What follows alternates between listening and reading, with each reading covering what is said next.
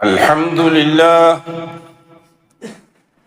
نحمده ونستعينه ونستغفره ونعوذ بالله من شرور أنفسنا ومن سيئات أعمالنا من يهده الله فلا مضل له ومن يضلل فلا هادي له وأشهد أن لا إله إلا الله وحده لا شريك له وأشهد أن محمدا عبده ورسوله أرسله بالهدى ودين الحق ليظهره على الدين كله ولو كره المشركون اللهم صل على محمد وعلى آل محمد كما صليت على إبراهيم وعلى آل إبراهيم إنك حميد مجيد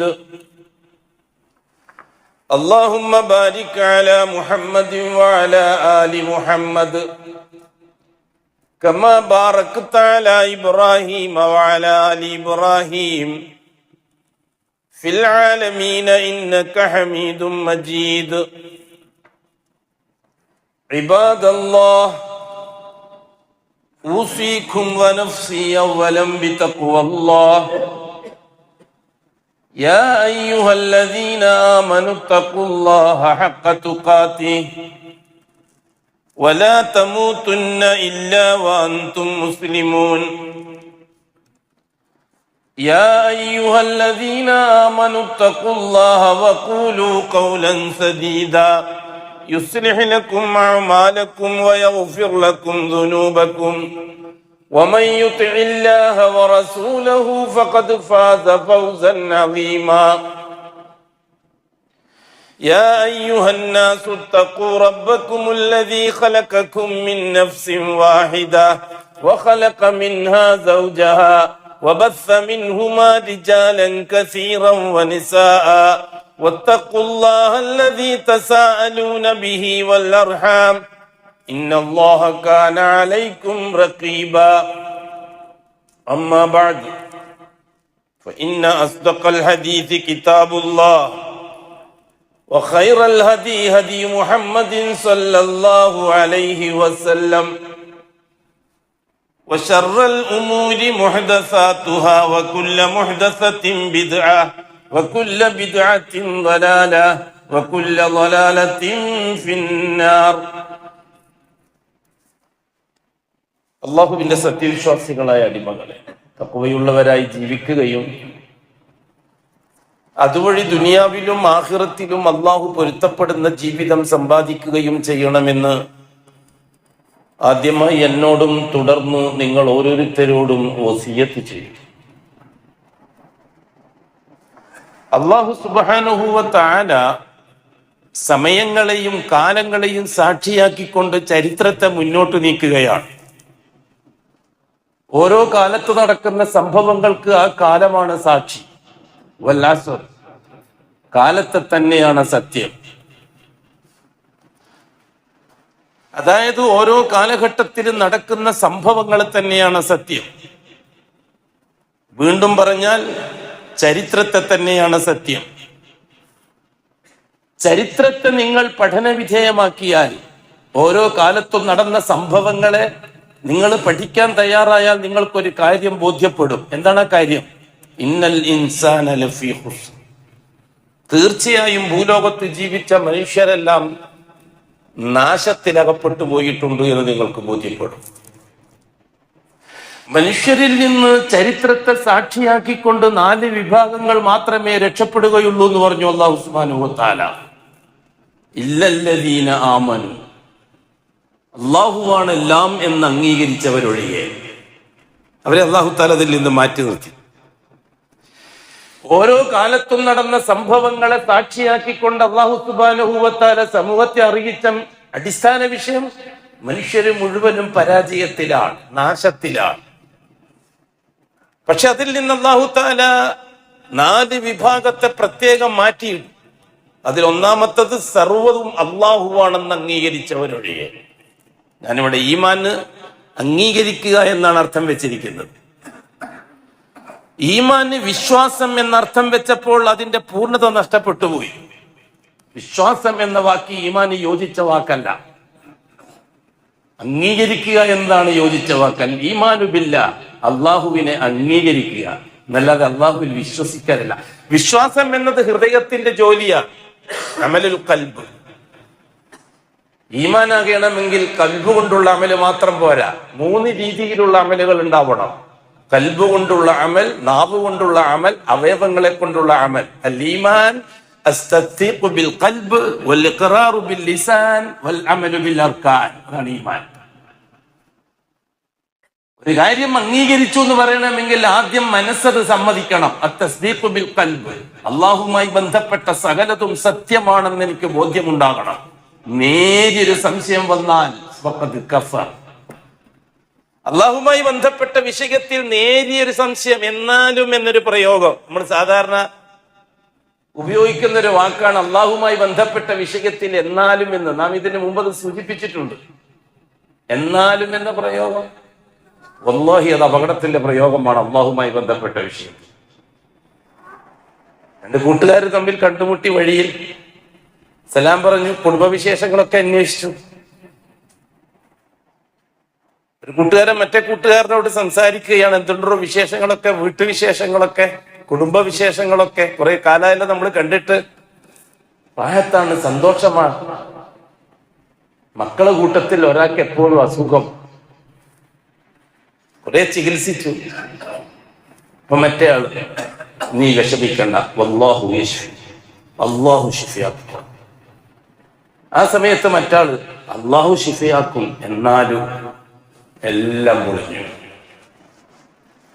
അവന്റെ പ്രായപൂർത്തിക്ക് ശേഷമുള്ള മുഴുവൻ അമാലുകളും ആ വാക്കോടുകൂടി പൊളിഞ്ഞു. എന്നാലും എന്ന് പറഞ്ഞാൽ അള്ളാഹു മാത്രം പോരാ, മറ്റെന്തോ ഒന്നും കൂടി വേണം എന്ന ഈ വാക്ക്.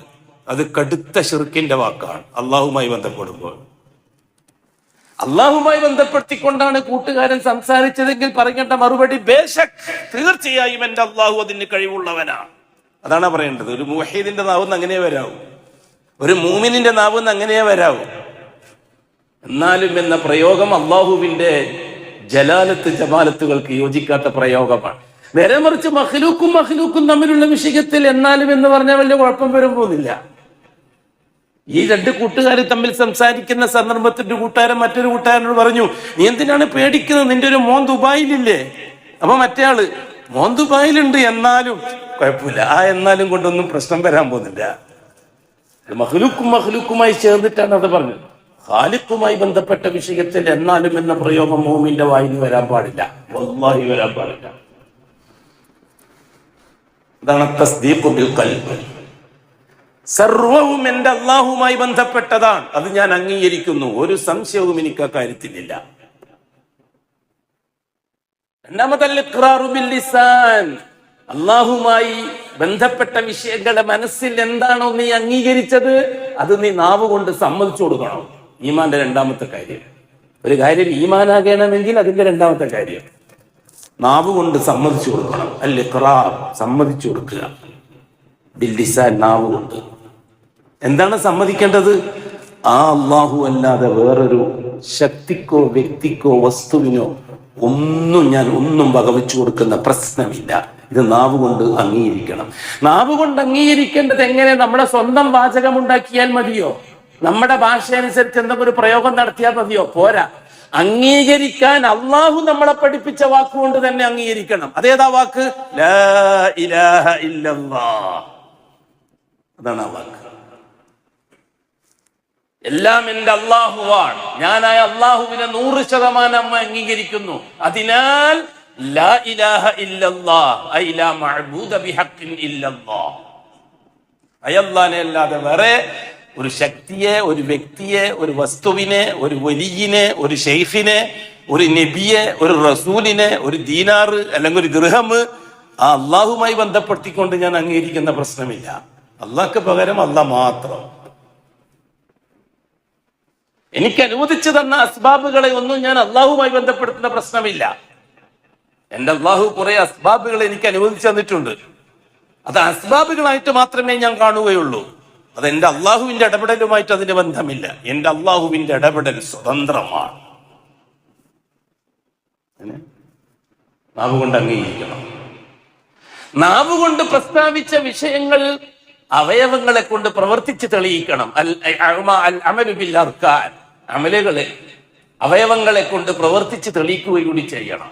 അപ്പോഴേ ഒരുത്തൻ മുഅ്മിനാവുള്ളൂ. ഹൃദയത്തിൽ പൂർണ്ണമായി അള്ളാഹനെ അംഗീകരിച്ചു, അവൻ അള്ളാഹുവിന്റെ അടുക്കൽ മുഅ്മിനല്ല. അംഗീകരിക്കുകയും സമ്മതിക്കുകയും ചെയ്തു, മുഅ്മിനല്ല.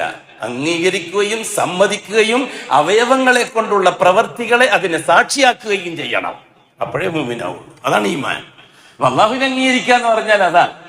അതുകൊണ്ട് അള്ളാഹുവിൽ വിശ്വസിക്കുക എന്ന് പറഞ്ഞിട്ട് അങ്ങ് ഒഴിഞ്ഞു മാറണ്ട. അള്ളാഹിനെ അംഗീകരിക്കാൻ അർത്ഥം വെക്കണം. ഇല്ലല്ലദീന ആമനു, അള്ളാഹുവിനെ പൂർണ്ണമായി അംഗീകരിച്ചവർ ആ നാശത്തിൽ നിന്ന് രക്ഷപ്പെട്ട ഒന്നാം വിഭാഗം.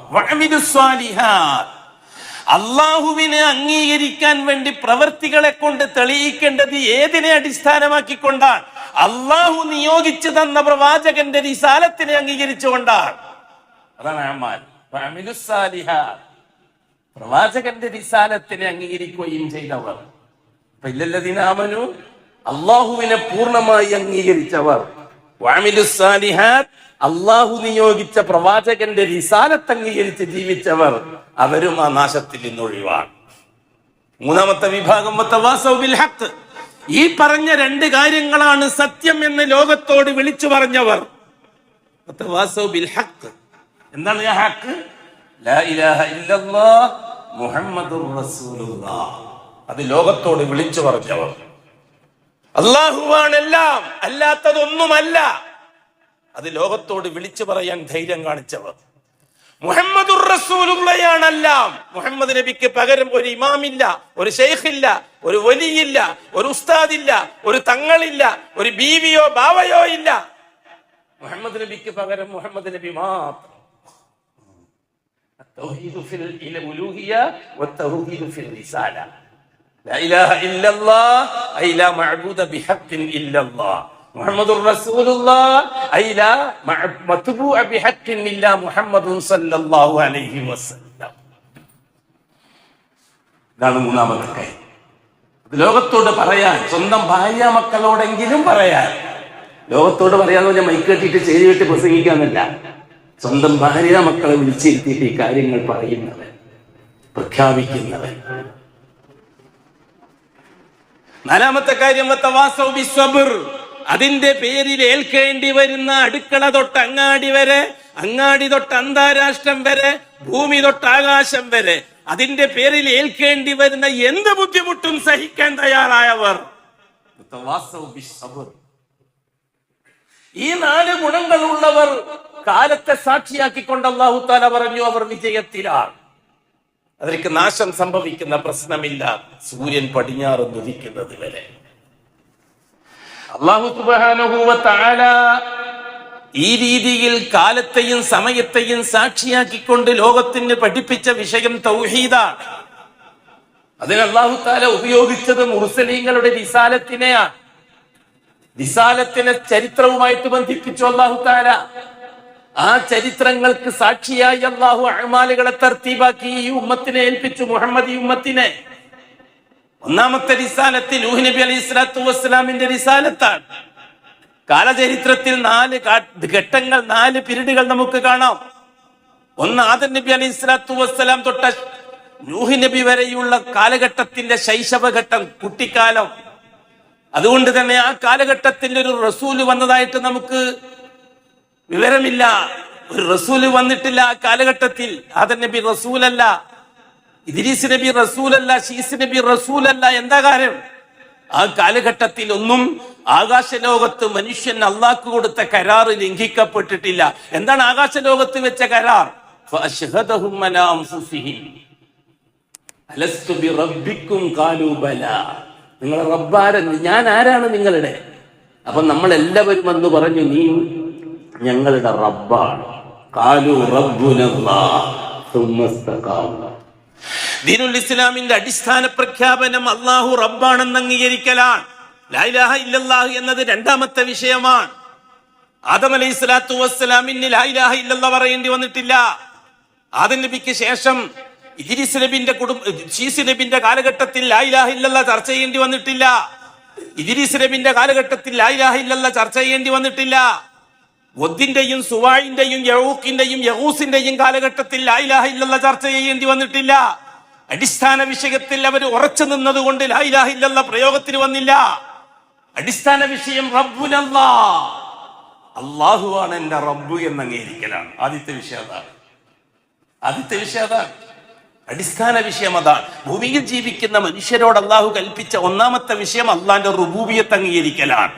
ഖാലു ഇന്നമൽ മുഅ്മിനൂന അല്ലദീന ഖാലു റബ്ബുനല്ലാഹ്. അതാണ് അടിസ്ഥാനം. ആദം അലൈഹി സ്വലാത്തു വസ്സലാം മക്കൾക്ക് പഠിപ്പിച്ചത് റബ്ബുനല്ലാഹ്. ശീസ് നബി മക്കൾക്ക് പഠിപ്പിച്ചത് റബ്ബുനല്ലാഹ്. ഇദ്രീസ് നബി മക്കൾക്ക് പഠിപ്പിച്ചത് റബ്ബുനല്ലാഹ്. ഈ റബ്ബുനല്ലാഹിൽ നിന്ന് ഇസ്ലാമിന്റെ അടിസ്ഥാനം ലാ ഇലാഹ ഇല്ലല്ലാഹിലേക്ക് മാറിയത് എപ്പോഴാണ്? പഠിക്കണം. നമ്മൾ ലാ ഇലാഹ ഇല്ലല്ലാഹിന്റെ ആൾക്കാരാണ്. ലാ ഇലാഹ ഇല്ലല്ലാഹയെ ദിക്ർ ഹൽക്കയിലും ബിരിയാണിയിലും ഒതുക്കി ശിയാക്കൾ. മുഹമ്മദുർ റസൂലുള്ളാഹിയെ സ്വലാത്ത് ഹൽക്കയിലും ബിരിയാണിയിലും ഒതുക്കി ശിയാക്കൾ. ഏതാണ്ട് 1200-1100 കൊല്ലത്തെ കേരളത്തിന്റെയും കർണാടകത്തിന്റെയും മറ്റും പാരമ്പര്യം അതാണ്. അതിൽ നിന്ന് വ്യത്യസ്തമായി ഇസ്ലാമിന്റെ ഒന്നാമത്തെ കാര്യമായ ഷഹാദ ചർച്ച ചെയ്യപ്പെട്ടപ്പോഴാണ് ഇത്തരം വിഷയങ്ങളൊക്കെ നമുക്ക് ചർച്ച ചെയ്ത് വന്നത്. ഒരു 300 കൊല്ലത്തിന് ഇപ്പുറം. അപ്പോഴാണ് ലാ ഇലാഹ ഇല്ലല്ലാഹയിൽ അല്ലാഹു റബ്ബുനല്ലാഹിലൊക്കെ ചർച്ച ചെയ്തിരുന്നത്. അപ്പോഴാണ് ഈ കാര്യങ്ങളൊക്കെ വിശദമായി നാം പഠിക്കുന്നത്.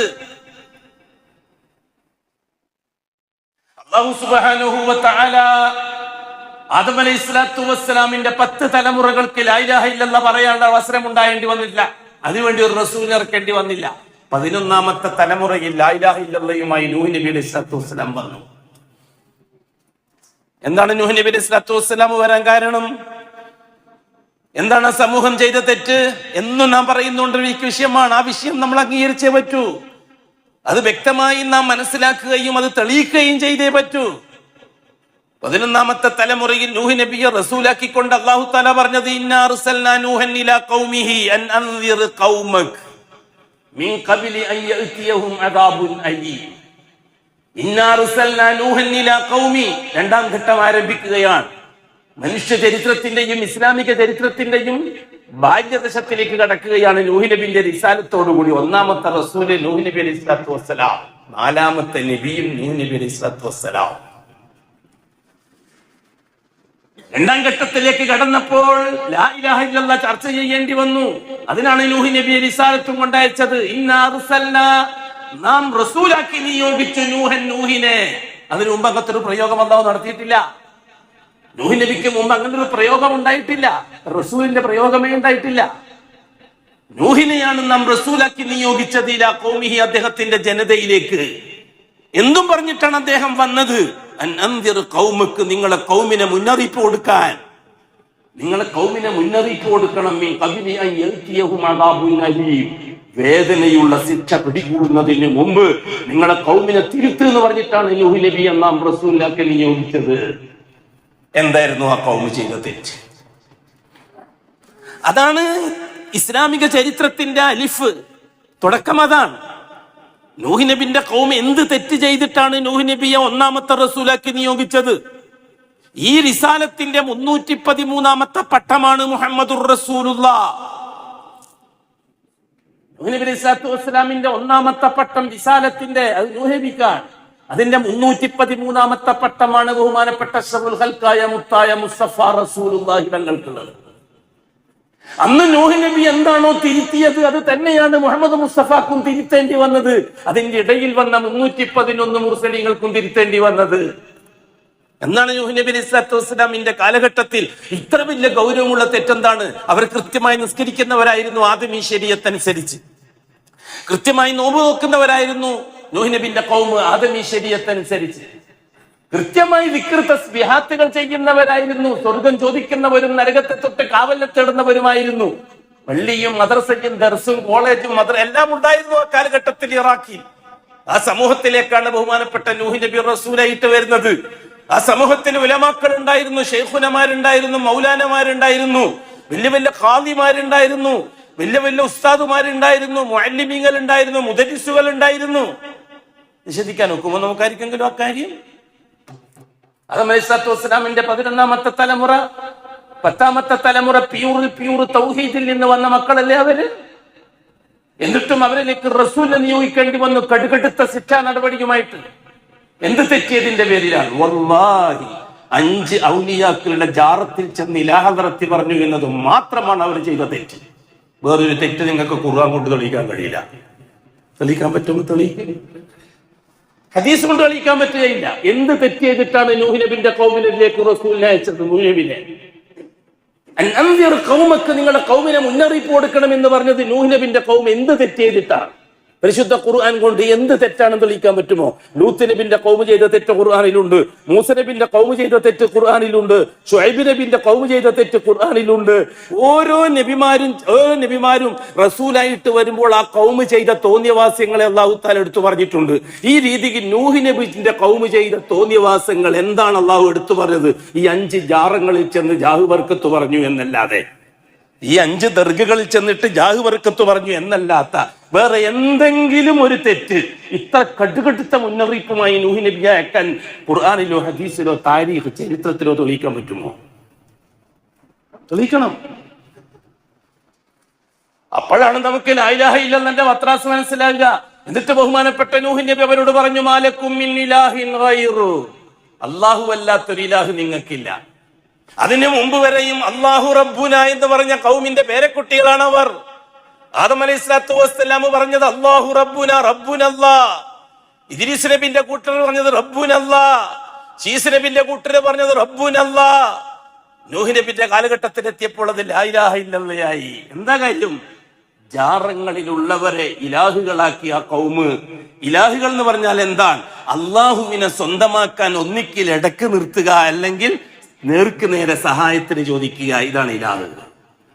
5 ഔലിയാക്കളോട്, 5 ഔലിയാക്കളെ ദർഗകളിൽ ചെന്നിട്ട് തങ്ങളെ എന്റെ കാര്യമൊന്ന് നന്നാക്കി തരണമെന്ന് വദ്ദിനോട് പറഞ്ഞവർ, സുവായിനോട് പറഞ്ഞവർ, യഊക്കിനോടും യഊസിനോടും പറഞ്ഞവർ. പരിശുദ്ധ ഖുർആൻ 5 പേര് സൂറത്തു നൂഹിൽ എടുത്തു പറഞ്ഞിട്ടുണ്ട്. അത് സാങ്കല്പികമല്ല, ഏതെങ്കിലും പ്രാസംഗികന്റെ വക സങ്കല്പമല്ല അത്. അന്ന് മൗലാനമാരും ശൈഖുനമാരും രംഗത്തിറങ്ങി നൂഹ് നബിക്കെതിരിൽ. എന്നിട്ട് സമൂഹത്തെ വിളിച്ചുകൂട്ടി ജാറത്തിൽ ചെന്ന് ഇലാഹദറത്തി പറഞ്ഞു കൊടുക്കുന്ന ഉസ്താദുമാരെയും അനുയായികളെയും വിളിച്ചു കൂട്ടിയിട്ട് മൗലാനമാര് പ്രസംഗിച്ചത് ഖുർആനിലുണ്ട്. എന്താ മൗലാനമാര് പ്രസംഗിച്ചത്? ലാ തദറുന്ന ആലിഹത്തക്കും, നിങ്ങൾ ഇസ്തിഗാസയും തവസ്സുലും ചെയ്യുന്ന ഈ മഹാന്മാരെ കൈവിട്ടേക്കണ്ട കേട്ടോ. വലാ തദറുന്ന വദ്ദ, ഈ മഹാനായ വദ്ദ് തങ്ങളെ കൈവിടേണ്ട കേട്ടോ. വലാ യഊഖ, യഊഖ് തങ്ങളെ കൈവിടേണ്ട കേട്ടോ. വലാ യഗൂസ വനസ്ര, ഈ വദ്ദ് ഈ യഊസ് തങ്ങളെ, ഈ നസ്ർ തങ്ങളെ കൈവിട്ടേക്കണ്ട കേട്ടോ. അവര് പ്രസംഗിച്ചെന്ന് ഖുർആൻ പറഞ്ഞതാ. ഖാലൽ മലഉല്ലദീന കഫറൂ മിൻ ഖൗമി നൂഹ്, ജാറങ്ങളെ കൊണ്ട് ദർഗകളെ കൊണ്ട് കാഫിറായി പോയ അവരുടെ മൗലാനമാര് പ്രസംഗിച്ചു എന്നാ ഖുർആൻ പറഞ്ഞത്. വഖാലല്ലദീന കഫറൂ വഖാലല്ലദീന കഫറൂ വഖാലൽ മലഉല്ലദീന കഫറൂ മിൻ ഖൗമി നൂഹ്, നൂഹ് നബിന്റെ ഖൗമിൽ നിന്നുള്ള മലഉകളായ കാഫിരീങ്ങൾ. മലഉകൾ മൗലാനമാർ, ശൈഖുനമാർ. അവരെ അല്ലാഹു കാഫിർ എന്നാണ് വിശേഷിപ്പിച്ചത്. അല്ലദീന കഫറു, ആരെയാണ് അല്ലാഹു തആല കാഫിർ എന്ന് വിളിച്ചത്? ഇവിടെ മുസ്ലിമീങ്ങളെ, നിസ്കരിക്കുന്നവരെ, നോമ്പോക്കുന്നവരെ, സക്കാത്ത് കൊടുക്കുന്നവരെ, ദിക്ർ തസ്ബീഹത്ത് ചെയ്യുന്നവർ, പള്ളിയിൽ ഇത്തികാഫിരിക്കുന്നവർ, ആഖിറത്തിൽ രക്ഷപ്പെടണമെന്ന് അല്ലാഹുവോട് ദുആ ചെയ്തുകൊണ്ടിരിക്കുന്നവർ, അവരെയാണ് അല്ലാഹു ഇവിടെ കാഫിർ എന്ന് വിളിച്ചത്. ഒറ്റ കാരണത്താൽ അവർ ജാറത്തിൽ ചെന്ന് ദർഗയിൽ ചെന്ന് ഇലാഹദറത്തി പറയുമായിരുന്നു. ഒറ്റ കാരണത്താൽ. ചരിത്രം മുന്നോട്ട് നീങ്ങി ലാ ഇലാഹ ഇല്ലല്ലാഹയുടെ തുടക്കക്കാരൻ ബഹുമാനപ്പെട്ട നൂഹ് നബി അലൈഹി സ്വലാത്തു വസ്സലാം. ആ കാലഘട്ടവുമായിട്ട് അല്ലാഹു തആല ഒരു അമലിനെ ബന്ധിപ്പിച്ചില്ല. നൂഹ് നബിന്റെ കാലഘട്ടത്തെ മുഹമ്മദി ഉമ്മത്ത് ഓർമ്മിക്കാൻ വേണ്ടി എന്തെങ്കിലും ഒരു ഇബാദത്ത് അതുമായിട്ട് കണക്ട് ചെയ്തില്ല. എന്തുകൊണ്ട്? നൂഹ് നബി അലൈഹി സ്വലാത്തു വസ്സലാം അഭിമുഖീകരിക്കേണ്ടി വന്നത് മൗലാനമാരെയാണ്, അധികാരികളെയല്ല, രാഷ്ട്രീയക്കാരെയല്ല. അന്ന് രാഷ്ട്രീയക്കാരെ അഭിമുഖീകരിക്കേണ്ടി വന്നിട്ടില്ല നൂഹ് നബി അലൈഹി സ്വലാത്തു വസ്സലാമിന്. ഭരണകൂടത്തിനെതിരായി സംസാരിക്കേണ്ടി വന്നിട്ടില്ല നൂഹ് നബി അലൈഹി സ്വലാത്തു വസ്സലാമിന്. ഭരണകൂടത്തിന്റെ സാമ്പത്തിക രാഷ്ട്രീയ ജീർണതകൾക്കെതിരായി സംസാരിക്കേണ്ടി വന്നിട്ടില്ല. മറിച്ച് ഉമ്മത്തിനെ നയിക്കുന്ന പണ്ഡിതന്മാരോടാണ് ബഹുമാനപ്പെട്ട നൂഹ് നബിക്ക് സംസാരിക്കേണ്ടി വന്നത്. അതുകൊണ്ട് തന്നെ മുഹമ്മദ് ഈ ഉമ്മത്തിന് ഖിയാമത്ത് നാൾ വരെ അത് കൃത്യമായി തുടരണം എന്നതാണ് അള്ളാഹു ആഗ്രഹിച്ചത്. അത് ഏതെങ്കിലും ഒരു മാസത്തിലോ ദിവസത്തിലോ ഇബാദത്തായിട്ട് ചുരുക്കാൻ പറ്റൂല നൂഹി കാലഘട്ടത്തെ. അതുകൊണ്ട് അല്ലാഹു സുബ്ഹാനഹു വ തആല നൂഹ് നബിന്റെ ചരിത്രമായിട്ട് ഒരു നോമ്പോ ഒരു നിസ്കാരോ ഒരു വേറെ എന്തെങ്കിലും അമലോ ബന്ധിപ്പിച്ചിട്ടില്ല. പിന്നീട് ചരിത്രത്തിൽ വരുന്നത് ബഹുമാനപ്പെട്ട ഇബ്രാഹിം അലൈഹിസ്സലാത്തു വസ്സലാമാണ്. നൂഹ് നബി അലൈഹിസ്സലാത്തു വസ്സലാമിന്റെ 3 ആൺമക്കളുടെ കൂട്ടത്തിൽ ഒരാളുടെ പേരക്കുട്ടിയാണ് ഇബ്രാഹിം അലൈഹിസ്സലാത്തു വസ്സലാം. ഇബ്രാഹിം അലൈഹിസ്സലാത്തു വസ്സലാം വരുന്നതും ഇറാഖിൽ തന്നെയാണ്. ഉപ്പുപ്പ വന്ന അതേ സ്ഥലത്താണ്. നൂഹ് നബിയാകുന്ന ഉപ്പുപ്പ കാലങ്ങൾ കഴിച്ചു കൂട്ടിയ അതേ സ്ഥലത്താണ്. ആ ഇറാഖിൽ വെച്ച് ബഹുമാനപ്പെട്ട ഇബ്രാഹിം നബിക്കും പറയേണ്ടി വന്നത് എന്താണ്? ഉപ്പുപ്പ നൂഹ് പഠിപ്പിച്ച അള്ളാഹു തന്നെ മതി റബ്ബായിട്ട്. ആ റബ്ബിനെ സ്വാധീനിക്കാൻ ഇടയിൽ വേറൊരാള് വേണ്ട. ബഹുമാനപ്പെട്ട ഇബ്രാഹിം അലൈഹിസ്സലാത്തു വസ്സലാം ഇബ്രാഹിം പ്രസ്താവിച്ചു ലി അബീഹി ബാപ്പാനോട് വ ഖൗമിഹി ഖൗമിനോടും ഇന്നി ബൈനനി ബറാഉം മിമ്മാ തഅബുദൂൻ, നിങ്ങൾ ഈ ചെയ്യുന്ന തോന്നിവാസത്തിൽ നിന്ന് ഞാൻ ഒഴിവാണ്. ഞാൻ അംഗീകരിച്ചിരുന്ന പ്രശ്നമില്ല. അവർ അള്ളാഹുവിനെ അംഗീകരിക്കുന്നവരായിരുന്നു. അള്ളാഹിന്റെ റുബൂബിയ്യത്ത് അംഗീകരിക്കുന്നവരായിരുന്നു. അള്ളാഹുവാണ് ഖാലിഖ് എന്ന് അംഗീകരിക്കുന്നവരായിരുന്നു. ഇബ്രാഹിം അലൈഹിസ്സലാത്തു വസ്സലാമിന്റെ കാലഘട്ടത്തിന് ചരിത്രപരമായ പ്രത്യേകത എന്താണ്? ഒരേ സന്ദർഭത്തിൽ 2 വിഭാഗത്തെ നേരിടേണ്ടി വന്നു ഇബ്രാഹിം. ഒന്ന്, സമൂഹത്തിലെ പൗരോഹിത്യത്തെ മൗലാനമാരെ ശൈഖുനമാരെ ജാറങ്ങൾ വെച്ചുകൊണ്ട് സമൂഹത്തെ വഞ്ചിക്കുന്ന ചതിയന്മാരെ. രണ്ടാമത് നേരിടേണ്ടി വന്നത് രാഷ്ട്രീയക്കാരെ. രാഷ്ട്രീയത്തിന്റെ തലപ്പത്തിരിക്കുന്നത് ആസറാണ്. പൗരോഹിത്യത്തിന്റെ തലപ്പത്തിരിക്കുന്നത് ബഹുമാനപ്പെട്ട ഇബ്രാഹിം നബിന്റെ ബാപ്പ ആസറാണ്. അപ്പുറത്തുള്ളതോ ഭരണകൂടത്തിന്റെ തലപ്പത്തിരിക്കുന്നത് നമ്രൂദാണ്. രാഷ്ട്രീയാധികാരത്തിന്റെ തലപ്പത്ത് നമ്രൂദും ആത്മീയാധികാരത്തിന്റെ തലപ്പത്ത് ആസറും. ഇബ്രാഹിം നബിന്റെ ബാപ്പ, ഇബ്രാഹിം നബി അലൈഹിസ്സലാത്തു വസ്സലാമിന്റെ ബാപ്പാക്കാണ് സ്വാധീനം കൂടുതൽ. അതുകൊണ്ട് തന്നെ ബഹുമാനപ്പെട്ട ഇബ്രാഹിം അലൈഹിസ്സലാത്തു വസ്സലാം നമ്രൂദിനെ വിളിച്ചിട്ടല്ല സംസാരിച്ചത്, ബാപ്പാനെ വിളിച്ചിട്ടാണ് സംസാരിച്ചത്. യാ അബത്തി, ഓ ബാപ്പ, ഇന്നനി ബറാഉം മിമ്മാ തഅബുദു, നിങ്ങൾ ഈ പറയുന്ന ഈ ഇലാഹത്രത്തോട് എനിക്ക് യോജിപ്പില്ല. എന്ത് വിഷയത്തിലും അള്ളാഹു മാത്രം മതി. അവർ ഇബ്രാഹിം അലൈഹിസ്സലാത്തു വസ്സലാമിനെ ഭ്രാന്തനാക്കി. മോൻ ബാപ്പ എന്താ പറഞ്ഞത്? ആസർ, എടാ ഇബ്രാഹിം അർജുമന്നക വഹ്ജുർനി മലിയൻ, ഇത് തോന്നിവാസമാണെന്നാണ് പറയുന്നത്. നമ്മുടെ കാക്ക കാരണവന്മാരൊന്നും പറഞ്ഞിട്ടില്ലാത്ത, നമ്മുടെ ഉപ്പുപ്പമാര് പറഞ്ഞിട്ടില്ലാത്ത പുതിയൊരു ആരോപണമാണല്ലോ അള്ളാഹു മാത്രം മതി എന്ന ആരോപണം. നീ നിർത്തിയിട്ടില്ലെങ്കിൽ നിന്നെ ഞാൻ എറിഞ്ഞ് ചെടിപ്പെടുത്തി കളയുമെന്ന് ഇബ്രാഹിം നബിന്റെ ബാപ്പ പറഞ്ഞത്. വഹ്ജുർനി മലിയ, നീ എന്നെ വെറുതെ വിട്ടേക്കണം. നീ എന്റെ സ്വഭാവം നീ കാണിക്കേണ്ട. അവിടെ മൗലാനമാരാണ് സംസാരിക്കുന്നത്, നമ്രൂദല്ല സംസാരിക്കുന്നത്. ഇബ്രാഹിം അലൈഹിസ്സലാത്തു വസ്സലാം. ചരിത്രം വീണ്ടും മുന്നോട്ട് പോയി. അതെ, ഇബ്രാഹിം അലൈഹിസ്സലാത്തു വസ്സലാമിന്റെ കാലഘട്ടത്തെ അല്ലാഹു തആല ഇബാദത്തുമായി ബന്ധിപ്പിച്ചു മുഹമ്മദി ഉമ്മത്തിനെ ഓർമ്മിപ്പിക്കാൻ. അതാണ് ഹജ്ജ്. ശവ്വാൽ 1 മുതൽ ദുൽഹജ്ജ് 13 വരെയുള്ള 2.5 മാസക്കാലം ഇബ്രാഹിം ഈ കാലഘട്ടത്തെ ഓർമ്മിക്കാനുള്ളതാണ്. അതേ, ഹജ്ജ് മുവഹിദീങ്ങൾക്കുള്ളതാണ്, ജാറക്കാർക്കുള്ളതല്ല, ദർഗക്കാർക്കുള്ളതല്ല. ഹജ്ജ് മുവഹിദുകൾക്കുള്ളതാണ്. ഹജ്ജ് അല്ലാഹു സുബ്ഹാനഹു വ തആല ദർഗകളിൽ നിന്ന് കഅബാലയത്തെ ശുദ്ധിയാക്കി ഹജ്ജ് പ്രഖ്യാപിച്ച രംഗം. വഅദാനും മിനല്ലാഹി വറസൂലിഹി ഇലന്നാസി യൗമൽ ഹജ്ജിൽ അക്ബർ. ആ മഹത്തായ ഹജ്ജിന്റെ ദിവസം അല്ലാഹുവിന്റെ ഭാഗത്ത് നിന്ന് അനൗൺസ് ഉണ്ടായി, പ്രവാചകന്റെ ഭാഗത്തു നിന്നും അനൗൺസ് ഉണ്ടായി. എന്താണ് അനൗൺസ്? തീർച്ചയായും അല്ലാഹു നിങ്ങളിൽ നിന്നും നിങ്ങളുടെ പൂർവ്വം പ്രവർത്തനങ്ങളിൽ നിന്നും ഒഴിവാണ്. മുശ്രിക്കീങ്ങൾ അടുത്ത കൊല്ലം മുതൽ ഒരു കാരണവശാലും ദർഗന്റെ ആൾക്കാർ അടുത്ത കൊല്ലം മുതൽ ഹജ്ജിന് വരാൻ പാടില്ല. അല്ലേ സൂറത്ത് തൗബ? ചരിത്രം പറഞ്ഞ സമയം പോകും. ഞാൻ ചോദിക്കട്ടെ, നിസ്കാരം നുബുവത്തിന്റെ 8-ാം കൊല്ലം ഹിജ്റക്ക് മുമ്പ് ഫർലാക്കി. നോമ്പ് നുബുവത്തിന്റെ 2-ാം കൊല്ലം ബദർ യുദ്ധം നടന്ന മാസം ശഅബാൻ, റമളാനിന് മുമ്പ് ശഅബാൻ മാസം റമളാൻ മാസം നിർബന്ധമാക്കി.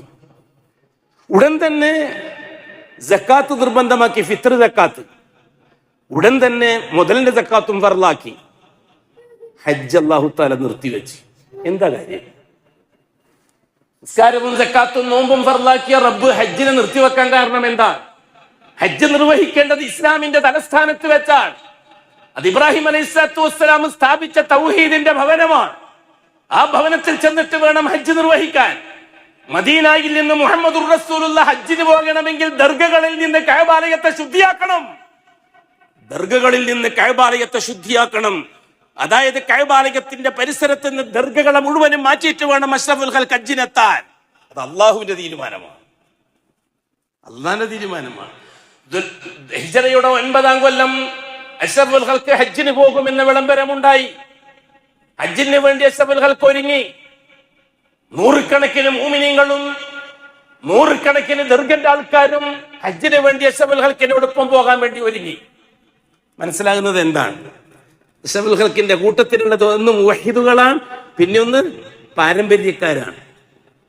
പാരമ്പര്യ മുസ്ലിമീങ്ങൾ, ഖുറൈശികൾ, ഹസ്രജുകാര്, ഔസുകാര്, അവരൊക്കെ പാരമ്പര്യക്കാരാണ്. ഇബ്രാഹിം മില്ലത്തിന്റെ ആൾക്കാരാണ്, ഇബ്രാഹിമി ശരീഅത്തിന്റെ ആൾക്കാരാണ്.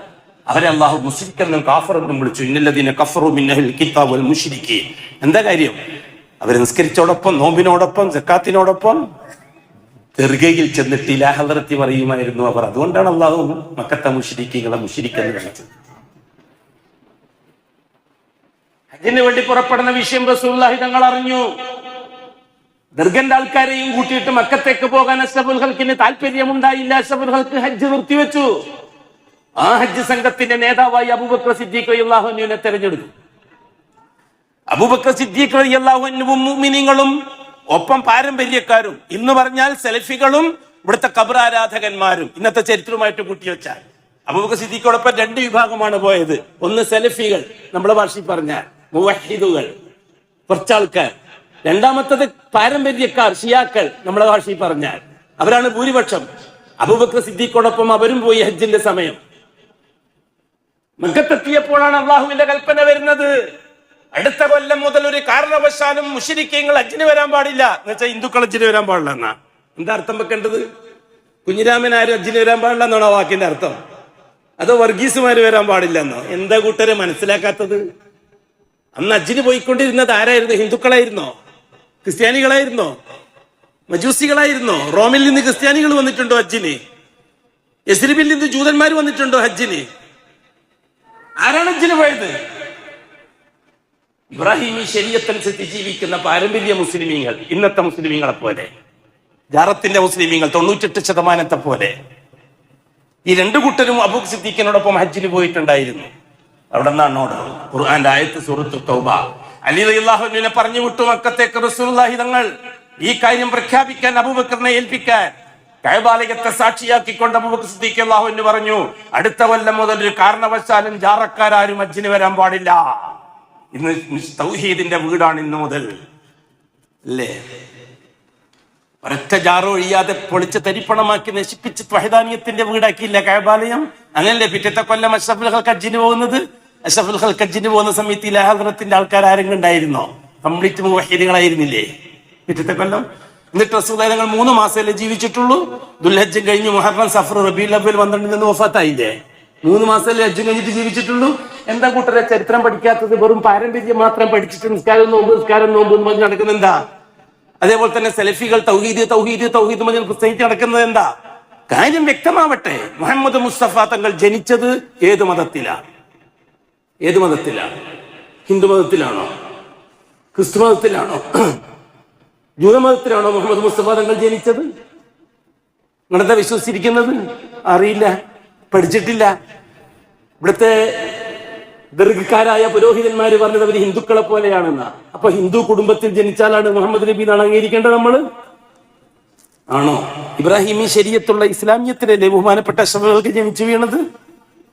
അഷ്റഫുൽ ഖൽഖിന്റെ കുടുംബം ഖുറൈശികൾ ഇസ്മായിലി ശരീഅത്തനുസരിച്ച് ജീവിക്കുന്നവരായിരുന്നില്ലേ?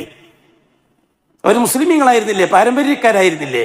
അവർ തെറ്റെന്താണ്? അള്ളാഹുവിനോടൊപ്പം വദ്, സുവാഴ് മുതലായ ഉലിയാക്കളെയും കൂടി കൂട്ടി പറഞ്ഞു എന്നുള്ളത് മാത്രമല്ല അവർ ചെയ്ത തെറ്റ്. ആദർശപരമായിട്ട്, അനുഷ്ഠാപരമായിട്ട് തെറ്റ് വേറെ, ആദർശപരമായ തെറ്റ് വേറെ. ആദർശപരമായിട്ട് അവർ ചെയ്ത തെറ്റത് മാത്രമല്ലേ? റസൂലുള്ളാഹി സ്വല്ലല്ലാഹു അലൈഹി വസല്ലമ തങ്ങൾ 25-ാമത്തെ വയസ്സിൽ ഖദീജ ബിബിയെ നിക്കാഹ് ചെയ്തു. അഷ്റഫുൽ ഖൽഖ് ഹിന്ദു മതാചാരപ്രകാരമാണോ കല്യാണം കഴിച്ചത്? എന്താ നിങ്ങൾ പഠിച്ചു വെച്ചിരിക്കുന്നത്? ഞാൻ ഇരിക്കുന്നവരോടൊക്കെയാണ് ചോദിക്കുന്നത്. അഷ്റഫുൽ ഖൽഖ് ഹിന്ദു മതമാചാരപ്രകാരമാണോ കല്യാണം കഴിച്ചത് ഖദീജ ബിബിയെ? അതോ ക്രിസ്ത്യാനി ആചാരപ്രകാരമാണോ? അതോ ജൂതന്റെ ആചാരപ്രകാരമാണോ അഷ്റഫുൽ ഖൽഖ് ഖദീജനെ കെട്ടിയത്? ഇബ്രാഹിമി ശരീഅത്തനുസരിച്ചും ഇസ്ലാമിക ആചാരപ്രകാരവും അല്ലേ ഖദീജബിനെ കെട്ടിയത്? അബ്ദുൽ മുത്തലിബല്ലേ നിക്കാഹിന്റെ ഖുതുബ നിർവഹിച്ചത്? ഖദീജ ബീവിന്റെ കൊച്ച ബാപ്പ ഹുവൈലിദല്ലേ നിക്കാഹിന്റെ വാചകം പറഞ്ഞു കൊടുത്തത്? മഹ്റു നിശ്ചയിച്ചിട്ടല്ലേ നിക്കാഹ് ഉണ്ടായിരുന്നത്? അപ്പം അഷ്റഫുൽ ഖൽഖ് നബിയാകുന്നതിന് മുമ്പേ ഇസ്ലാമിന്റെ ആചാരങ്ങൾ നിലവിലുണ്ടായിരുന്നു എന്നല്ലേ ചരിത്രം സാക്ഷ്യപ്പെടുത്തുന്നത്? എന്നിട്ട് നാം അത് ഹിന്ദു ആചാരമാണെന്ന് വിശ്വസിക്കാൻ ഇപ്പൊ ജാറക്കാര് തയ്യാറായപ്പോൾ നമ്മളും അതിനൊത്ത് സൈഡ് വെച്ചു കൊടുത്തില്ലേ? ഹിന്ദുക്കൾക്ക് വേണ്ടി ഇറങ്ങിയ ആയത്താണ് ഈ ശിർക്കിന്റെ ആയത്ത്. അത് മുസ്ലിമുകളോട് പറയേണ്ടതല്ല എന്നല്ലേ ഇവിടുത്തെ സലഫികളോട് ഇവിടുത്തെ ജാറക്കാരായ പുരോഹിതന്മാര് പറഞ്ഞുകൊണ്ടിരുന്നത് അന്നും ഇന്നും 100 കൊല്ലമായിട്ട്. അങ്ങനെയാണോ? അഷ്റഫുൽ ഖൽഖ് അല്ലാഹു തആല പരിശുദ്ധ ഖുർആനിൽ ശിർക്കും കുഫറും പറഞ്ഞത് ഹിന്ദുക്കളോടായിരുന്നോ? ക്രിസ്ത്യാനികളോടായിരുന്നോ? ജൂതന്മാരോടായിരുന്നോ അടിസ്ഥാനപരമായി പറഞ്ഞത്? ഇബ്രാഹിമി ശരീഅത്തനുസരിച്ച് ജീവിച്ചുകൊണ്ടിരുന്ന ഒരു സമൂഹം ജാറം കൊണ്ട് തൗഹീദ് ബാത്തിലാക്കിയപ്പോൾ അത് തിരുത്താനല്ലേ മുഹമ്മദ് റസൂൽ നബിയായിട്ട് വന്നത്, റസൂലായിട്ട് വന്നത്? നിഷേധിക്കാൻ ഒക്കുമോ? അത് തന്നെയല്ലേ ഇന്നത്തെയും ജോലി? ഇവിടുത്തെ ഹിന്ദുക്കൾക്കാണോ നാം ദഅവത്ത് നൽകേണ്ടത്? അടിസ്ഥാനപരമായി ഇവിടുത്തെ ക്രിസ്ത്യാനികൾക്കാണോ ആദ്യത്തെ ദഅവത്ത്? ഇവിടുത്തെ ജൂതന്മാർക്കാണോ ആദ്യത്തെ ദഅവത്ത്? എന്നിട്ട് രാമായണവും ബൈബിളും പഠിച്ചിട്ട് ഇവിടുത്തെ മറ്റുള്ളവരെ ഇസ്ലാമിലേക്ക് ക്ഷണിക്കാൻ ആരെ ഏൽപ്പിച്ച നമ്മളെ? ഇവിടുത്തെ മുസ്ലിമീങ്ങളെയാണ് ഇസ്ലാമിലേക്ക് ക്ഷണിക്കേണ്ടത്. അതാണ് അന്ന് ഉമർ മൗലവി ചെയ്തത്. അസ്ലിം തസ്ലിം. ഒരു വലിയ പണ്ഡിതന് കത്തെഴുതി നിങ്ങൾ മുസ്ലിം ആകുക എന്ന് നിങ്ങൾക്ക് രക്ഷപ്പെടാമെന്ന്. അന്ന് ഉമർ മൗലവി കത്തെഴുതിയത് കേരളത്തിൽ നിന്ന്. അതന്നെയാണ് ശരിയും. നമ്മൾ ക്ഷണിക്കേണ്ടത് അവരെ, ജാറത്തിന്റെ ആൾക്കാരെ, പള്ളിന്റെ ആൾക്കാരെ, ഖത്തീബിനെ, മുദരിസിനെ തൗഹീദിലേക്ക് ക്ഷണിക്കുക, ഷഹാദത്തിലേക്ക് ക്ഷണിക്കുക. ജാറങ്ങളെ കൊണ്ട് നിങ്ങളെ ഷഹാദത്ത് ബാത്തിലാക്കിയിരിക്കുകയാണ്, അത് തിരിച്ചു വരണം എന്നാണ് ദഅവത്ത്. അതാണ് ദഅവത്ത്. അതാണ് വിപ്ലവകരമായ ദഅവത്ത്. വതവാസൗ ബിൽ ഹഖ് വതവാസൗ ബിസ്സബ്ർ. ഹസ്രത്ത് ഇബ്രാഹിം അലൈഹിസ്സലാത്തു വസ്സലാമിന്റെ കാലവുമായിട്ട് ഹജ്ജിനെ ബന്ധിപ്പിച്ചത് ലോകാവസാനം വരെ ഇബ്രാഹിം അലൈഹിസ്സലാത്തു വസ്സലാമിന്റെ ചരിത്രം മുഹമ്മദി ഉമ്മത്ത് പഠിച്ചിരിക്കണം. ഹജ്ജ് വരുമ്പോഴെല്ലാം ആ ചരിത്രം നമ്മൾ ആവർത്തിക്കുന്നുണ്ട്. ശവ്വാൽ 1 മുതലാണ് ഹജ്ജിന്റെ ആരംഭം. ദുൽഹജ്ജ് 13 ഹജ്ജ് തീരും. അങ്ങനെ 2 മാസവും 13 ദിവസവും നീണ്ടു നിൽക്കുന്ന ഹജ്ജിന്റെ ചരിത്രം ഇബ്രാഹിമി ചരിത്രവുമായി ബന്ധപ്പെട്ടതാണ്. തുടർന്ന് അല്ലാഹു തആല ചരിത്രത്തെ മൂസ അലൈഹിസ്സലാത്തു വസ്സലാമിന്റെ കാലത്തേക്ക് കൊണ്ടുവന്നു. ഹസ്രത്ത് മൂസ അലൈഹിസ്സലാത്തു വസ്സലാം ഇബ്രാഹിം അലൈഹിസ്സലാത്തു വസ്സലാമിന്റെ പേരക്കുട്ടിയാണ്. ഇബ്രാഹിം അലൈഹിസ്സലാത്തു വസ്സലാമിന്റെ മകൻ ഇസ്ഹാഖിന്റെ മകൻ യാക്കൂബിന്റെ പേരക്കുട്ടിയാണ് ബഹുമാനപ്പെട്ട മൂസ അലൈഹിസ്സലാത്തു വസ്സലാം. മൂസ അലൈഹിസ്സലാത്തു വസ്സലാം അഭിമുഖീകരിക്കേണ്ടി വന്നത് 2 ശക്തികളെയാ. ഒന്ന് രാഷ്ട്രീയ ശക്തി, ഒന്ന് പൗരോഹിത്യ ശക്തി. രാഷ്ട്രീയ ശക്തിക്കാണ് മേധാവിത്വം. പുരോഹിതന്മാര് രാഷ്ട്രീയത്തിന്റെ ചോട്ടിലാണ്. രാഷ്ട്രീയ ശക്തിയുടെ തലപ്പത്തുള്ളത് ഫിറഔനാണ്. ആത്മീയതയുടെ തലപ്പത്തുള്ളത് ഫിറഔന്റെ കീഴിലുള്ള പുരോഹിതന്മാരാണ്. ആ പുരോഹിതന്മാര് തികച്ചും ഫിറഔന്റെ അടിമകളാണ്, ഭരണകൂടത്തിന്റെ അടിമകളാണെന്നത്തെ മൗലാനമാര്. ഇബ്രാഹിമിന്റെ കാലഘട്ടം നേരെ തിരിച്ചാ. അന്ന് ആസറിനാണ് മേധാവിത്വം, മൗലാനമാർക്കാണ് മേധാവിത്വം, ഭരണാധികാരികൾക്കല്ല.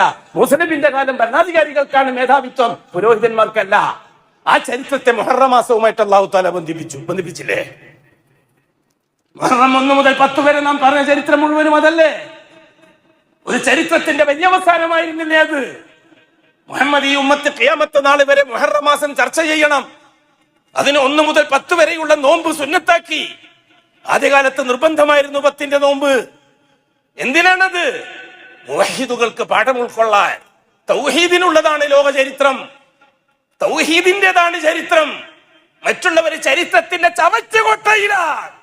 എന്നിട്ടും നാം മറ്റുള്ളവരോട് ആരം ചേർന്നിട്ട് ബിരിയാണി തിന്നാൻ വേണ്ടിയിട്ട്, കല്യാണത്തിന് ബിരിയാണി തിന്നാനും അതേപോലെ കല്യാണം കഴിക്കാനും വേണ്ടി ഇവിടുത്തെ മഹാഭൂരിപക്ഷത്തെ കൊള്ളാമെന്ന് പറഞ്ഞിട്ട് നടക്കുന്ന സലഫികളോട് എന്ത് പറയാൻ? ഇല്ല. വളരെ ശക്തവും തീവ്രവുമായിരിക്കണം തൗഹീദി രംഗം. അമാലി രംഗത്ത് മാത്രമേ മിഡിൽ അവസ്ഥ സ്വീകരിക്കേണ്ടതുള്ളൂ. തൗഹീദി രംഗത്ത് മിഡിൽ അവസ്ഥ സ്വീകരിക്കുന്ന പ്രശ്നമില്ല. ഒരു തരത്തിലുള്ള കോംപ്രമൈസും ഇല്ല. അത് കഴിഞ്ഞിട്ട് അല്ലാഹു സുബ്ഹാനഹു വ തആല പിന്നെ ചരിത്രത്തെ ബന്ധിപ്പിച്ചത് മുഹമ്മദുർ റസൂലുള്ളാഹ്, മുഹമ്മദുർ റസൂലുള്ളാഹിയുമായിട്ടാണ് പിന്നെ ബന്ധിപ്പിക്കുന്നത്. അതേ സഹോദരങ്ങളെ, ഹസ്രത്ത് ആദം അലൈഹിസ്സലാത്തു വസ്സലാമിന്റെ നുബുവത്തും നൂഹ് നബിന്റെ റിസാലത്തും ചെന്ന് അവസാനിക്കുന്നത് മുഹമ്മദുർ റസൂലുള്ളാഹിയിലാണ്. അതുകൊണ്ട് തന്നെ മുഹമ്മദുർ റസൂലുള്ളാഹ് എന്നത് ഒരു ചരിത്രത്തിലെ പ്രത്യേക സമയവുമായിട്ട് അല്ലാഹു ബന്ധിപ്പിച്ചില്ല, പ്രത്യേക കാലവുമായി അല്ലാഹു ബന്ധിപ്പിച്ചില്ല. ലോകാവസാനം വരെ ആദമിനോട് ഇന്നലകളിൽ ആദമോട് കണക്ഷൻ, നാളകളിൽ സൂര്യൻ പടിഞ്ഞാറെന്ന് ഉദിക്കുന്നത് വരെയാണ് മുഹമ്മദ് ഈ കാലഘട്ടത്തിന്റെ ചരിത്രം. എന്താ പറഞ്ഞേ? നൂഹ് നബി അലൈഹിസ്സലാത്തു വസ്സലാമിന്റെ ദൗത്യം പൂർത്തിയാക്കാൻ കഴിഞ്ഞില്ല. ഇടയ്ക്ക് വെള്ളപ്പൊക്കം വന്നു, കബറാളികളെ മുഴുവനും അല്ലാഹു തആല കൊന്നുകളഞ്ഞു, വെള്ളത്തിൽ മുക്കിയിട്ട്. ചരിത്രം അവിടെ അവസാനിച്ചു. ഇബ്രാഹിം അലൈഹിസ്സലാത്തു വസ്സലാമിന്റെ കാലഘട്ടത്തിലും ചരിത്രം പൂർത്തിയാക്കാൻ കഴിഞ്ഞില്ല. സിറിയയിലേക്കും മക്കത്തേക്കും ഹിജറ പോയി ഇബ്രാഹിം അലൈഹിസ്സലാത്തു വസ്സലാം. ചരിത്രം അവിടെ അവസാനിച്ചു. നൂഹ് നബി അലൈഹിസ്സലാത്തു വസ്സലാമിന്റെ കാലം നൈൽ നദി ചെങ്കടൽ കടന്ന് ഇസ്രായേലി സമൂഹം മുസ്ലിമീങ്ങൾ അക്കരയിലെത്തി. അവർ ജാറം കണ്ടപ്പോൾ മൂസ അലൈഹിസ്സലാത്തു വസ്സലാമിനോട്, യാ മൂസ ജഅൽ ലനാ ഇലാഹൻ കമാ ലഹും ആലിഹ, ഇവർക്കുള്ള പോലെ ഒരു ദർഗ ഞങ്ങൾക്ക് ഉണ്ടാക്കിത്താ, ഞങ്ങളും ഇതേപോലെ ദർഗക്ക് ചുറ്റും ഇരുന്നിട്ട് അള്ളാഹിനോട് ചോദിക്കട്ടെ. മൂസ നബി അലൈഹിസ്സലാത്തു വസ്സലാമിനോട് മുസ്ലിമീങ്ങൾ പറഞ്ഞു. ആ സമയത്താണ് മൂസ നബി അവരോട് പറഞ്ഞത്, ഖാല ഇന്നക്കും ഖൗമുൻ തജ്ഹലൂൻ, ജാഹിലീങ്ങൾ, ഞാനും എന്റെ സഹോദരൻ ഹാറൂനും ഇത്രയും കാലം നിങ്ങൾക്ക് അതാണോ പഠിപ്പിച്ചെന്നത്? നിങ്ങൾ തോന്നിയവാസികൾ, തീർച്ചയായിട്ടും നിങ്ങൾ അനുഭവിച്ചേ പറ്റൂ. അനുഭവിച്ചില്ലേ? തെണ്ടി തിരിഞ്ഞില്ലേ ലോകം മുഴുവനും? ബൈത്തുൽ മുഖദ്ദസിൽ പോകാനായിരുന്നില്ലേ പുറപ്പെട്ടത്? ഫലസ്തീനിൽ എത്തിയോ അവര്? അല്ലാഹ് എത്തിച്ചോ? ബൈത്തുൽ മുഖദ്ദസിൽ പ്രവേശിച്ചോ അവര്? മൂസ നബിയും ഹാറൂൻ നബിയും വഴിയിൽ വെച്ചൊരു മലഞ്ചെരുവിൽ വെച്ച് മരിക്കുകയല്ലേ ചെയ്തത്? യൂശ നബിന്റെ കാലത്തല്ലേ പിന്നീട് ബൈത്തുൽ മുഖദ്ദസിൽ പ്രവേശിക്കാൻ കഴിഞ്ഞുള്ളൂ? സമൂഹം ജാറത്തിലെത്തിയപ്പോൾ അള്ളാഹുവിന്റെ സഹായം പിൻവലിച്ചു. മൂസ നബിക്കും ഹാറൂൻ നബിക്കും ബൈത്തുൽ മുഖദ്ദസിൽ പ്രവേശിക്കാൻ കഴിഞ്ഞില്ല. ആ രീതിയിൽ വഴിയിൽ വെച്ച ചരിത്രം അവസാനിപ്പിക്കേണ്ടി വന്നു മൂസ നബിക്ക്. അല്ലേ ചരിത്രം? പിന്നീട് ആ ചരിത്രം ബന്ധിപ്പിക്കുന്ന അല്ലാഹു തആല മുഹമ്മദുർ റസൂലുള്ളാഹ്. അല്ലാഹു സുബ്ഹാനഹു വ തആല റജബ് മുതൽ തുടങ്ങിയതാണ്, മുഹറം വരെയാണ് കാലഘട്ടവുമായിട്ട് അല്ലാഹു ബന്ധിപ്പിച്ചത്. 12 മാസത്തിൽ 7 മാസങ്ങൾക്ക് മാത്രമേ ശരീഅത്തിൽ അഡ്രസ് ഉള്ളൂ. റിസാലത്തിന്റെ കയ്യൊപ്പോടെ ആദർശവും ആദരവും അംഗീകരിച്ചു കൊടുത്ത 7 മാസങ്ങൾ റജബ്, ശഅബാൻ, റമദാൻ, ശവ്വാൽ, ദുൽഖഅദ, ദുൽഹജ്ജ്, മുഹറം അല്ലേ? മുഹറം മാസം തീരലോടുകൂടി കാലഘട്ടവുമായിട്ട് അല്ലാഹു തആല ചരിത്രത്തെ ബന്ധിപ്പിക്കൽ അവസാനിപ്പിച്ചു. സഫർ, റബീഉൽ അവ്വൽ, റബീഉൽ ആഖിർ, ജുമാദുൽ അവ്വൽ, ജുമാദുൽ ആഖിർ. റിസാലത്തിന്റെ കയ്യൊപ്പോടെ സഫറിന് ഒരു അഡ്രസ്സും ഇല്ല ശരീഅത്തിൽ. റിസാലത്തിന്റെ കയ്യൊപ്പോടെ റബീഉൽ അവ്വൽ മാസത്തിന് ഒരു അഡ്രസ്സും ശരീഅത്തുൽ ഇസ്ലാമിനില്ല. റബീഉൽ ആഖിർ മാസത്തിന് ശരീഅത്തിൽ ഒരു അഡ്രസ്സും ഇല്ല ശരീഅത്തിൽ, റിസാലത്തിന്റെ കയ്യൊപ്പോടെ. റബീഉൽ അവ്വൽ, റബീഉൽ ആഖിർ മാസത്തിനും ഇല്ല. പിന്നെ റജബ് മുതൽ വീണ്ടും ശരീഅത്തിന്റെ റിസാലത്തിന്റെ കയ്യൊപ്പോടെ ശരീഅത്തിന്റെ അംഗീകാരത്തിൽ കാലങ്ങളും മാസങ്ങളും ഇബാദത്തിന്റെയും ഇക്റാമിന്റെയും മാസമായി മാറുകയാണ്. ഖുലു ഖൗലി ഹാദാ വല്ലാഹു അഅലം വഅസ്തഗ്ഫിറുല്ലാഹൽ അളീമ ലി വലക്കും واستعفيه عني وعنكم وعن جميع المسلمين والمؤمنين اجمعين واستغفروه انه هو الغفور الرحيم.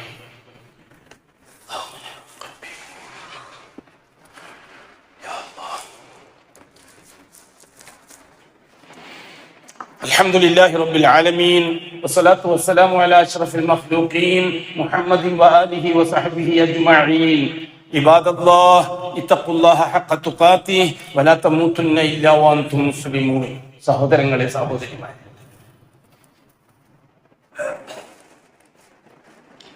മുഹമ്മദ് ഈ റിസാലത്തിനെ ഏതെങ്കിലും ഒരു മാസവുമായി ബന്ധിപ്പിച്ചവൻ മുഹമ്മദീയത്തിനെ നിഷേധിക്കുന്നവനാണ്. രണ്ടാം ഷഹാദയിൽ സംശയമുള്ളവരാണ്. അഷ്ഹദു അന്ന മുഹമ്മദർ റസൂലുള്ളാഹ്. രണ്ടാമത്തെ ഷഹാദ സഹിയാകാൻ 5 കാര്യങ്ങൾ അറിഞ്ഞിരിക്കണം. ഒന്ന്, മുഹമ്മദീയത്ത് അറിഞ്ഞിരിക്കണം. ആരാണ് ഈ മുഹമ്മദി എന്ന് അറിഞ്ഞിരിക്കണം. ഈ ഇരിക്കുന്ന നമ്മളടക്കം ആരാണ് മുഹമ്മദി എന്ന് ചോദിച്ചാൽ മണിമണിയായിട്ട് മറുപടി പറയാൻ കഴിയണം. അറിയില്ല എന്ന് പറഞ്ഞാൽ അപ്പ അവന്റെ ഷഹാദ ബാത്തിലാവും. ഇതാണ് സഹിച്ചിരിക്കുന്നത്. പുള്ളിക്കാരൻ മുഹമ്മദ് ചരിത്രത്തിൽ ഇങ്ങനെ കേട്ടിട്ടുണ്ട്. മുഹമ്മദീയത്ത് ആരാണ് ഈ മുഹമ്മദ്? ഏതാണ് ഈ മുഹമ്മദിന്റെ കുടുംബം? മുഹമ്മദ് ജനിച്ചു വീഴുമ്പോൾ ആ കാലഘട്ടത്തിന്റെ അവസ്ഥ എന്താണ്? മുഹമ്മദിന്റെ ഉപ്പുപ്പമാരുടെ അവസ്ഥ എന്താണ്? മുഹമ്മദിന്റെ ഭാര്യ ഖദീജന്റെ അവസ്ഥ എന്താണ്? മുഹമ്മദ് 40 കൊല്ലക്കാലം മുഴുത്ത് കിട്ടുന്നത് വരെ ജീവിച്ചത് എങ്ങനെയാണ്? ആ ജീവിതത്തിന് അനുഷ്ഠിച്ചിരിക്കുന്ന ആദർശത്തിന്റെ ഭാഗം ഏതാണ്? ആ മുഹമ്മദ് ശിർക്കിലും കുഫറിലുമാണോ അതോ ഇസ്ലാമിലാണോ ഹനീഫിയത്തിലാണോ ഇബ്രാഹിമി ശരീഅത്തിലാണോ പഠിക്കണ്ടേ? സുമാറ് മുഹമ്മദ് പറഞ്ഞിട്ട് പോയാൽ മതിയോ? വിശദമായി പറയേണ്ട വിഷയമാണ്. 1, 2, 10 ഖുതുബയും നോക്കിക്കേണ്ട കാര്യമില്ല. രണ്ടാമതായിട്ട് അബ്ദിയത്ത് അറിഞ്ഞിരിക്കണം. മുഹമ്മദ് അബ്ദാണ്. അതുകൊണ്ട് തന്നെ അബ്ദിയത്തിന്റെ ഒരു പശർമ പോലും ഏറ്റുപോകരുത്. 100% അടിമത്വത്തിന്റെ 100% പ്രതീകമാണ് മുഹമ്മദ് മുസ്തഫ. അതുകൊണ്ട് തന്നെ അള്ളാഹുവിൽ നിന്ന് കാര്യങ്ങൾ നേടാൻ മുഹമ്മദ് മുസ്തഫ തങ്ങളുമായി ബന്ധപ്പെട്ട ഒരു അണുമണി തൂക്കം മുഹമ്മദിന്റെ ബർക്കത്ത് കൊണ്ട്, മുഹമ്മദിന്റെ ജാഹ് കൊണ്ട് വരാൻ പറ്റുകയില്ലാതെ അബ്ദിയത്തിന്റെ നിഷേധമാണ്. അതോടുകൂടി ഷഹാദ ബാത്തിലാവും. നിങ്ങളുടെ കൂട്ടത്തിൽ ഒരാളോട് ചോദിക്കാൻ, നിങ്ങൾക്ക് മുനിശിക്കങ്ങൾ അറിയാവോ? എനിക്കറിയില്ല.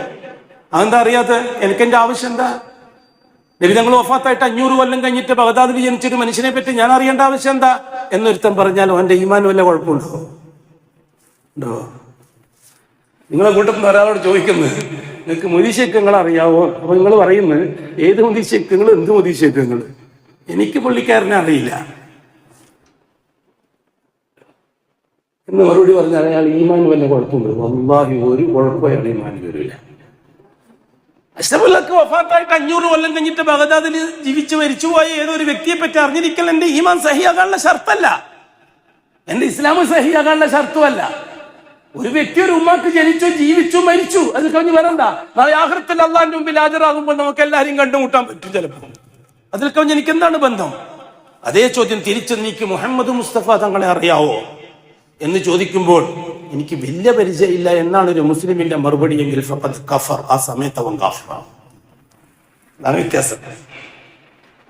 അതാണ് വ്യത്യാസം. ഷഹാദത്തിന്റെ വ്യത്യാസം അതാ. അശ്ഹദു അന്ന മുഹമ്മദർ റസൂലുള്ളാഹ്. മുഹമ്മദിയത്ത് അറിഞ്ഞിരിക്കണം, അബ്ദിയത്ത് അറിഞ്ഞിരിക്കണം. മുഹമ്മദ് മുസ്തഫ തങ്ങളുടെ അബ്ദിയത്ത് എത്രത്തോളം പൂർണ്ണമാണെന്ന് അറിഞ്ഞിരിക്കണം. ഒന്ന്, ഒരക്ഷരം എഴുതാനോ ഒരക്ഷരം എഴുതിയത് വായിക്കാനോ അറിയാത്ത അബ്ദാണ് മുഹമ്മദ്. അപ്പോഴാണ് അള്ളാഹുവിന്റെ സ്വന്തമാകുന്നത് മുഹമ്മദ് മുസ്തഫ. മുഹമ്മദ് മുസ്തഫ തങ്ങൾക്ക് നേരത്തെ നല്ല വായനാശീലം ഉണ്ടായിരുന്നു, അതുകൊണ്ട് ഖുർആൻ പറയാൻ നല്ല എളുപ്പമായിരുന്നു. ഒരുത്തൻ വിശ്വസിച്ചാൽ അവന്റെ ഷഹാദത്ത് ബാത്തില. മുഹമ്മദ് മുസ്തഫക്ക് ഒന്നും അറിയിരുന്നില്ല, വെറും ഉമ്മിയാണ് മുഹമ്മദ് മുസ്തഫ. എന്നിട്ടും ഇതെല്ലാം പറഞ്ഞത് മുഹമ്മദ് മുസ്തഫ റസൂലാക്കി അല്ലാഹു തആല അതിനെ വളർത്തിയെടുക്കുകയായിരുന്നു. അബ്ദിയത്ത് അംഗീകരിച്ചു കൊടുക്കണം, ഒന്നുമല്ല എന്ന് അംഗീകരിച്ചു കൊടുക്കണം. എന്നിട്ട് റിസാലത്തിലെല്ലാമാണ് എന്ന് അംഗീകരിച്ചു കൊടുക്കണം. അശ്ഹദു അന്ന മുഹമ്മദ് റസൂലുള്ളാഹ്. ദൈനംദിന ജീവിതത്തിൽ അഷ്റഫുൽ ഖൽഖിന് പ്രശ്നങ്ങൾ ഉണ്ടായില്ലേ? ജൂത സമൂഹത്തിൽ നിന്ന് സിഹ്ർ ബാധ ഏറ്റിട്ട് വിഷമിക്കേണ്ടി വന്നില്ലേ? എന്തിന്? അഷ്റഫുൽ ഖൽഖിന്റെ അബ്ദിയത്ത് തെളിയിക്കാൻ അള്ളാഹു ചെയ്തത്. അംഗീകരിക്കാൻ കഴിയുന്നില്ല അല്ലേ? അംഗീകരിക്കാൻ കഴിയാത്ത എന്തുകൊണ്ടാണെന്നറിയോ? മുഹമ്മദ് മുസ്തഫ പൂർണ്ണനിൽ പൂർണ്ണനാണ്, അള്ളാഹ്ക്ക് പകരം അള്ളയാണെന്ന് പറയുന്നോണ്ടാണത്. അല്ലെങ്കിൽ അള്ളാഹിനെ പോലെ ഒരു ഭയങ്കര ശക്തിയുള്ള ആളാന്ന് വിശ്വസിക്കുന്നുണ്ടാ? ഇല്ല, ഒരു ശക്തിയുമില്ല. അള്ളാഹു തആല അംഗീകരിച്ചു കൊടുത്തതല്ല. റസൂലുള്ളാഹി സ്വല്ലല്ലാഹു അലൈഹി വസല്ലം നിങ്ങൾക്ക് സിഹ്റിനേക്കാൾ വലിയ പ്രശ്നങ്ങൾ ഉണ്ടായിട്ടില്ലേ? അഷ്റഫുൽ ഖൽഖ് നിസ്കരിക്കുന്ന സമയത്ത് മറന്നില്ലേ? 3 റക്അത്ത് നിസ്കരിക്കേണ്ട മഗ്രിബ് 2 റക്അത്ത് നിസ്കരിച്ചിട്ട് സലാം കിട്ടിയില്ലേ? ഇപ്പം ബേക്കുന്ന ഒരു സഹാബി ദുൽജദൈനി ചോദിച്ചു, യാ റസൂലല്ലാഹ്, നിസ്കാരം ചുരുക്കപ്പെട്ടതാണോ മറന്നുപോയതാണോ? ഉടൻ തന്നെ എഴുന്നേറ്റിട്ട് ബാക്കി 1 റക്അത്തും കൂടി നിസ്കരിച്ചിട്ട് സഹവിന്റെ സ്തുതി ചെയ്യില്ലേ റസൂലുള്ളാഹി തങ്ങൾ? ഈ റസൂലുള്ളാഹി മറവിയുള്ള ആളാണോ ഒന്നും പറയുന്നത് കേട്ടുകൂടാന്ന് ഇവിടുത്തെ സയൻസ് റസൂലക്കാർ പറയാൻ തുടങ്ങിയാൽ ലാ ഇലാഹ ഇല്ലല്ലാഹ് സയൻസ് റസൂലുള്ളാഹി സലഫിന്റെ കൂട്ടത്തിലുള്ളതാണ്. സലഫികൾ കുറെ ഗ്രൂപ്പായപ്പോ ഒരു ഗ്രൂപ്പ് അതാണ് ലാ ഇലാഹ ഇല്ലല്ലാഹ് സയൻസ് റസൂലുള്ളാഹി.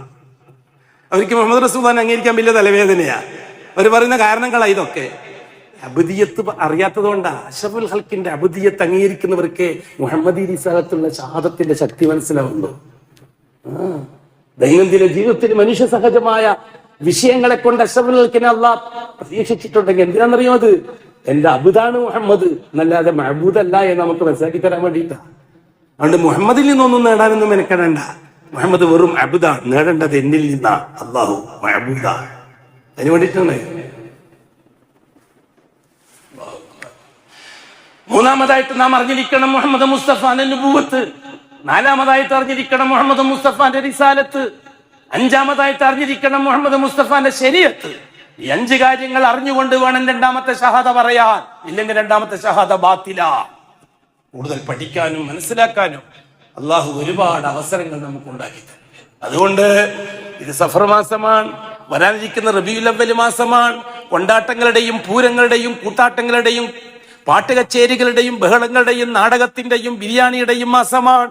അത് വെറും തീറ്റിയുടെ മാസം മാത്രമാണ്. ശരീഅത്തുമായി വല്ലാഹി അതിനൊരു ബന്ധവുമില്ല. അതുകൊണ്ട് റമദാൻ മാസത്തിന്റെ പോരിശ മനസ്സിലാക്കിക്കൊണ്ട് ഒരു സലാത്തൊരുത്തൻ ചൊല്ലിയാലോ ചെയ്തത് ബിദ്അത്താണ്. കാരണം സലാത്തിന്റെ ബിദ്അത്തല്ല, ആ സലാത്തിനെ റബീഉൽ അവ്വൽ മാസവുമായിട്ട് ബന്ധിപ്പിച്ച ബിദ്അത്ത്. എന്തുകൊണ്ട്? റബീഉൽ അവ്വൽ മാസത്തിന് റിസാലത്തിന്റെ കയ്യൊപ്പില്ല, ശരീഅത്തിന്റെ അംഗീകാരമില്ല. അതുകൊണ്ട് കൂടുതലൊന്നും പറയേണ്ട ആവശ്യമില്ല, ബാക്കി പഠിച്ചു. ആദ്യം ഞാൻ പറഞ്ഞില്ലേ, ഷഹാദത്ത് പഠിക്കും. ഞാൻ ചോദിക്കട്ടെ, 1430 കൊല്ലമായില്ലേ നമ്മുടെ നാട്ടിൽ ഇസ്ലാം വന്നിട്ട്? അതിൽ 1200 കൊല്ലത്തോളം 1-മത്തെ കാര്യമായ ഷഹാദ ഒളിപ്പിച്ചു വെക്കുകയായിരുന്നില്ല ഇവിടുത്തെ ശീഹി പുരോഹിതന്മാര്, ഇവിടുത്തെ ദർഗന്റെ ശൈഖുമാര്?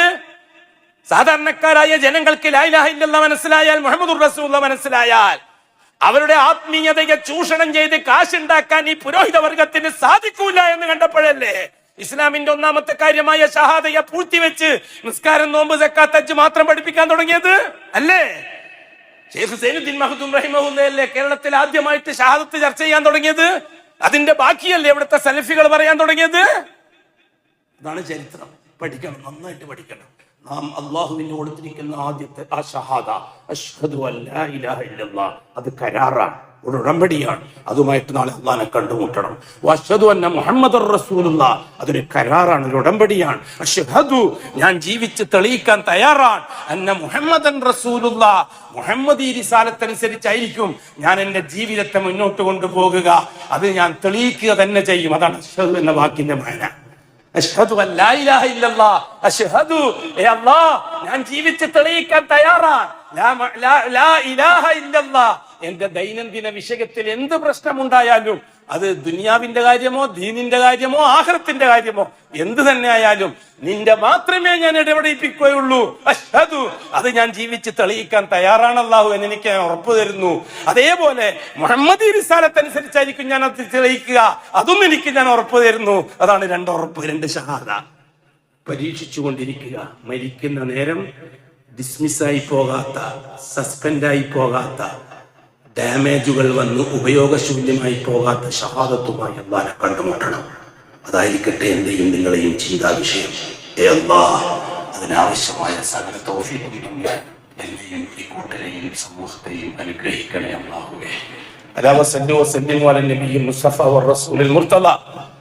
وقال الله مخبرا وآمرا إن الله وملائكته يصلون على النبي يا أيها الذين آمنوا صلوا عليه وسلموا تسليما. وقال عليه الصلاة والسلام من صلى علي واحدة صلى الله بها عليه عشرا. اللهم صل على محمد وعلى آل محمد كما صليت على إبراهيم وعلى آل إبراهيم إنك حميد مجيد.